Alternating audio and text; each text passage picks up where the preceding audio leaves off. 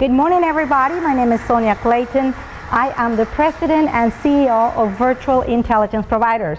It is an honor. It's my pleasure to be here today, especially with such a wonderful group of young men and young women. We're here to talk about the vision of 2020. 2020 vision. We're in 2017, 3 more years, and we will soon know what the future brings.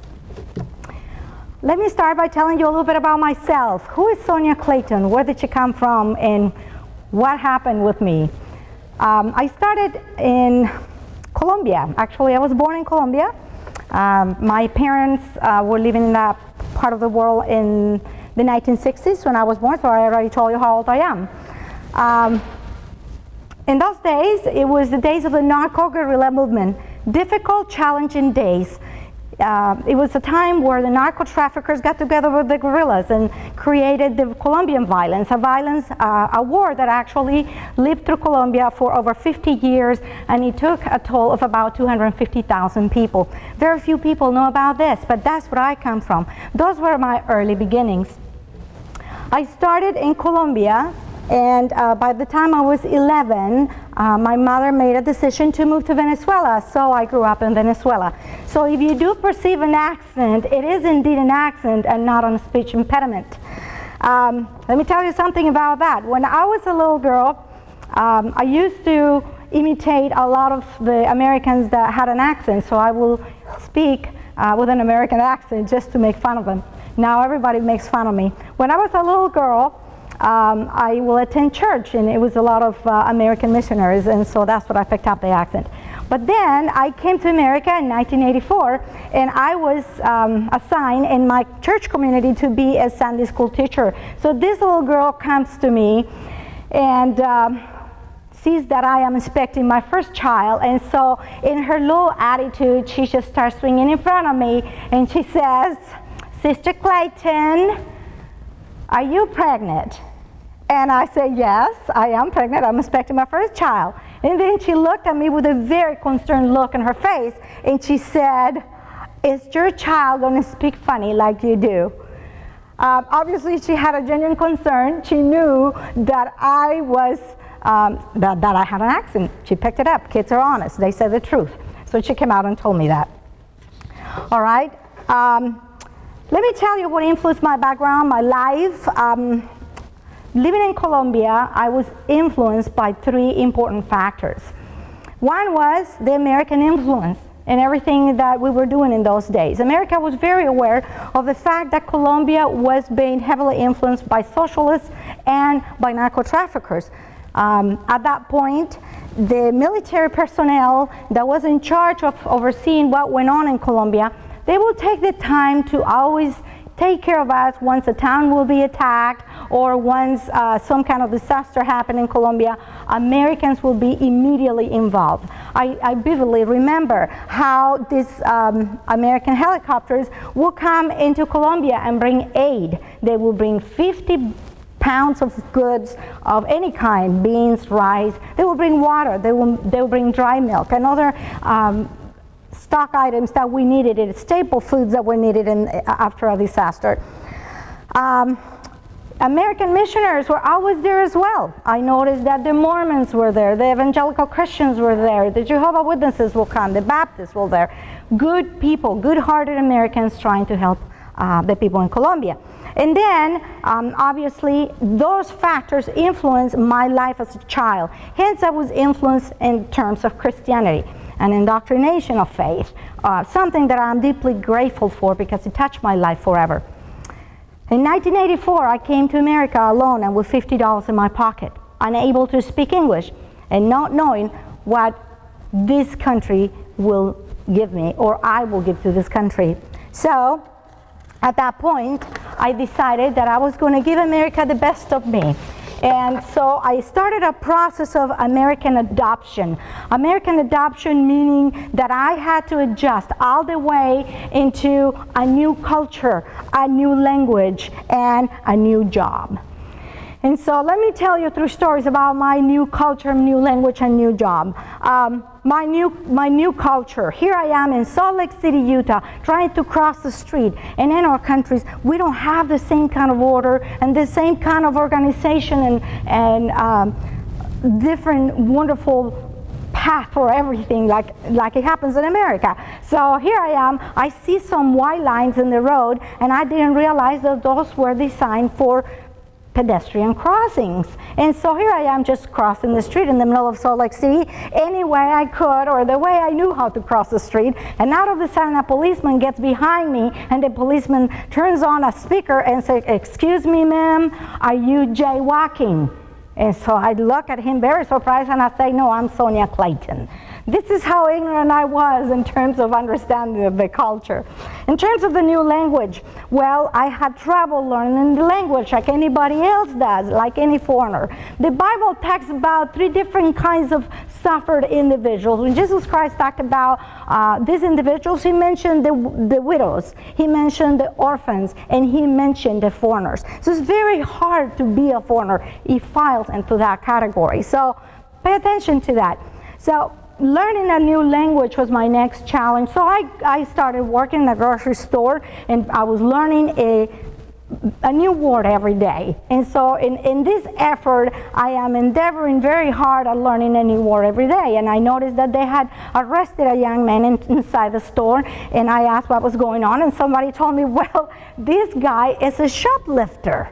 And I'm thinking, a shoplifter? Never heard this word. So I asked these individuals that were surrounding me, well, what is a shoplifter? And they took the time to explain that it was somebody stealing goods from the store. Well, I started repeating the word so I will not forget it, and the store manager came up to me and said, well, why don't you just go to the other end of the store and call your shoppers to your line, because they're on the other side of the store. So I quickly and swiftly moved into my check stand, grabbed the intercom of the store and said, shoplifters, there is no waiting in check stand 1 if you would like to stand over. So I ruined that day.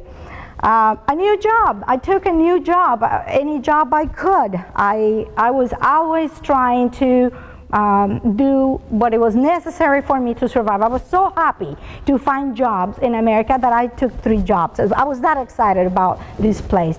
In my mind, in my heart, I had come to America to make the American dream happen. But not just the American dream, the Hispanic American dream. And you know what that is? Faith, family, and frijoles. Those were the 3 things that I was after when I came to America, and I loved it. America provided my Hispanic American dream. In 9/11, 2 weeks after 9/11, when the towers came down, by then I have moved up into my career, and I am now an SAP human resources consultant and a business developer. And so here I am, New Jersey Port Authority, Tower 1, 11th floor, and I am trying to negotiate a project there. I have sold the project, but the day of the towers collapsing, I wasn't there, nor was my team. Amazingly enough, we all lost our jobs. And so we ended up looking at each other in my house, asking us what we were going to do. So what we did is we created VIP. We created my company.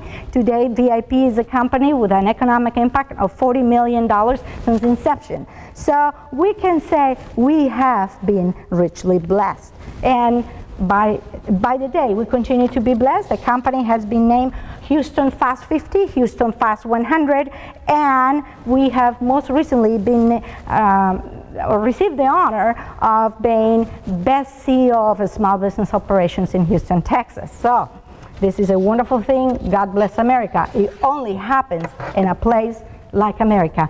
Only someone like Sonia Clayton can come to America with $50 in her pocket alone and unable to speak English, and some years later, she can be sitting in an operation in a corporation that runs millions of dollars. That is America, and it only happens here.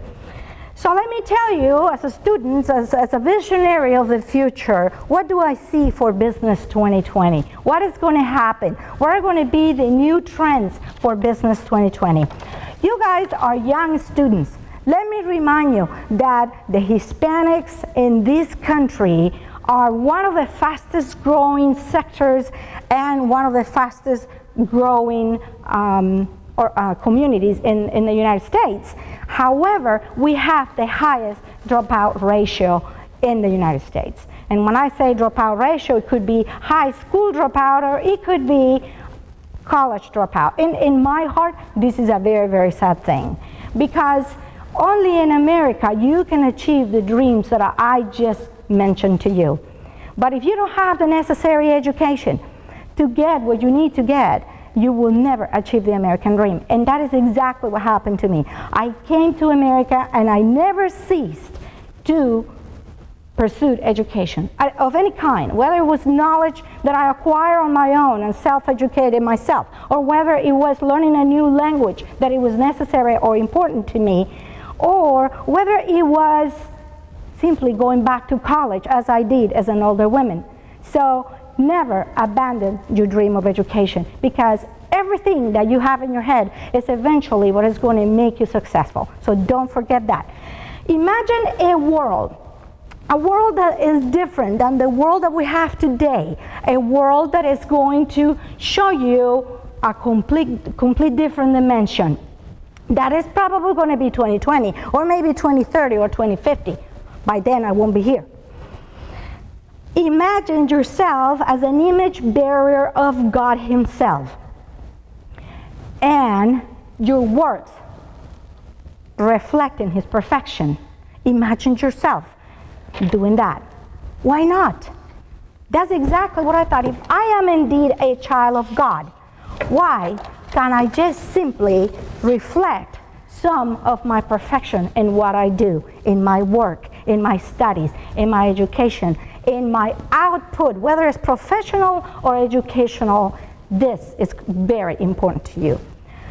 As a visionary, people imagined things many years ago that today we see in place. The new visionary example of 1987 was the Apple Knowledge Navigator. Apple Knowledge Navigator. Do you know what that is today? That's your cell phone. That's your iPad.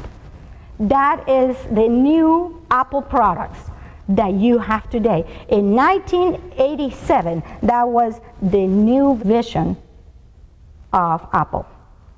So it was supposed to be portable. It has to have multiple inputs, artificial intelligence. It was supposed to have a number of integrated systems: phone, data, searches, data integration all together in one single device, video conferencing, data mining retrieval. That's what you do every time you go into Google. And that was the vision of 1987.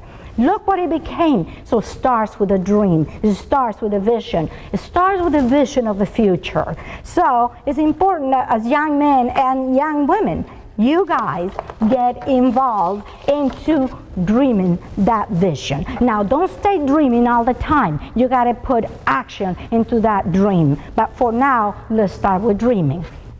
It is important that you see what lays ahead. What is ahead of the game? Because starts with wild cards sometimes. Let me tell you, there are wild cards that systematically change what we do. For example, if we look into the world a few years ago, or many years ago, we find a number of events that changed the world.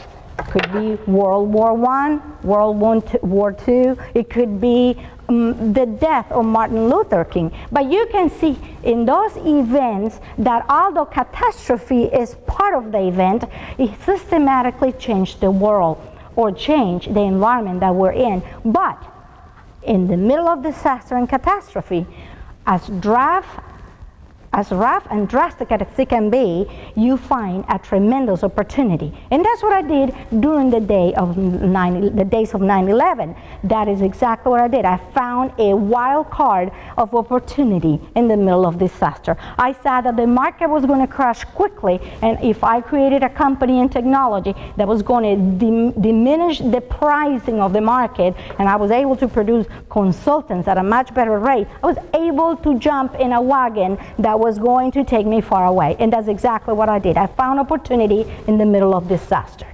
So let's remember that there's a tremendous change in population right now.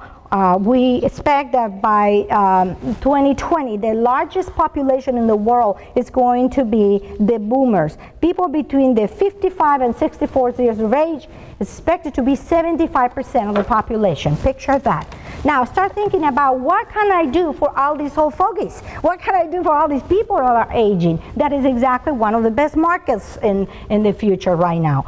Look into cultural diversity. How is the world going to change? About 25 million of current U.S. residents are actually of Hispanic descent. So think about that. And are foreigners. So estimate that in 2020, it is expected to have a 49% increase. So we're basically Latinos and Hispanics taking over a good margin of residents in this country. By 2020, the median age of Hispanics will be 28 years of age, and we're expected to be 37 million in the United States. So important numbers, something that we need to know, but those are the kind of drivers for change. Now, I want you to think on the things that will come. We will see medical technologies improvements, smart monitoring, robotics, programming, electrical programs, engineering programs emerging and making the difference and enabling the world with new technologies. We'll have new forms of implants. I just recently heard that in 2017, a doctor in Italy is attempting to perform the first head transplant. Now, who will need that? Maybe people with tumors in their heads, or cancer, or terminal illnesses that are affecting their body in such a manner. Or maybe somebody with a very ugly face that want to have a prettier face is going to change his head. But anyway, those are the things that are changing the world. Molecular scale machines that are going to be able to measure medicine and dispense medicine in different ways than just the pharmacy. Tissue and organ changes that will make you live forever and ever. Obviously, we will be able to even impress the body with all these new changes. I'm talking about molecular changes, DNA regeneration, so maybe we won't be aging at the pace or at the rate that we currently age. I remember, I have to tell you a story about this. This is a woman that she was very, very sick, and she goes to the hospital and dies. And then she gets to the pearly gates, and St. Peter greets her and says, "Oh my gosh, darling, we made a mistake. You came here too early, so you got 40 more years of life." So she goes back to Earth and stays at the hospital where she was being treated and tells the doctor, "You know, I want you to fix me. Fix everything I have, my face, my wrinkles, get rid of the fat, give me a tummy tuck, and make me look like brand new." So the doctor gets to work, fixes this woman, and she looks incredible. So by the time she leaves the hospital, an ambulance running out of the hospital runs her over, and she dies. So she gets really angry, goes back to heaven, and tells St. Peter, "Hey, what happened? You gave me 40 more years of life, and you gave me the opportunity to enjoy more time in life, and now you took it away. What happened?" And so St. Peter looks at her carefully, and he says, "Oh my gosh, I didn't recognize you." That is exactly what will happen in the years of 2020. You will be able to rebuild yourself to the point that not even St. Peter is going to recognize you. So pay attention. These are the emerging technologies of 2020. Now, what things are changing or impacting the world? What sciences should you as students be focusing on? Engineering remains important. People will continue to build and use engineering processes. Civil engineers, very important. Mechanical engineers, very important. How about architects? People will continue to design beautiful homes and beautiful buildings. Well, how about maintaining things? That's one of the declining factors, or one of the declining families. Maintenance is going to become so automated that it won't hardly be necessary to have too many maintenance people. But let's look at what is going to happen with manufacturing and production. The world will increase in population, so the production of goods will remain in demand. So production, manufacturing engineers, production engineers, plant processing engineers, all of those are going to be needed. Construction, we will be needing more homes because the world is not getting any smaller in population, so construction will remain on demand. But let's just look at computers, information systems. How is that going to continue to evolve? Absolutely. technology has always been at the upfront of things, and it will continue to be upfront. New careers that you need to consider could be data analysis, it could be computer and mathematical programs, very important. So if you don't like math, science, technology, any of those fields, you are in trouble. So somehow develop a love and a passion for all these fields, because they are very important in the future.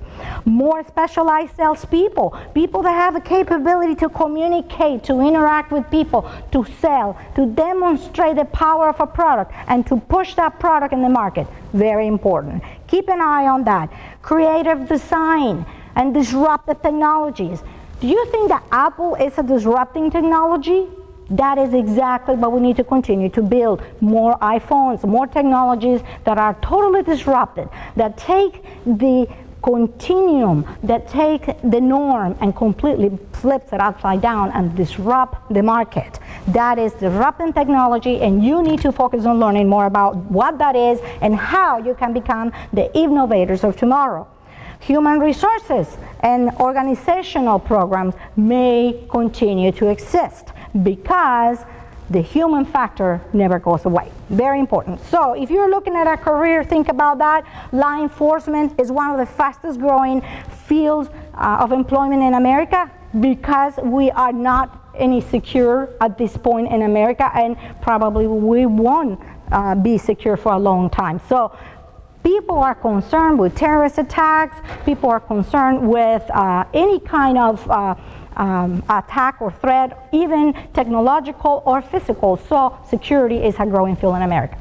And that is for, those are all my thoughts for now. I would like to open this panel for questions. If anybody has any questions, please raise your hand. I'll be happy to answer the questions. In the meantime, let me confirm to you my love and my passion for you people. The people that I enjoy the most is actually young people like you, and I like to tell my story because I would like to motivate each and every one of you into learning, growing, and developing passion for what you do. In the meantime, God bless America, and God bless you all. Thank you so much. Bye.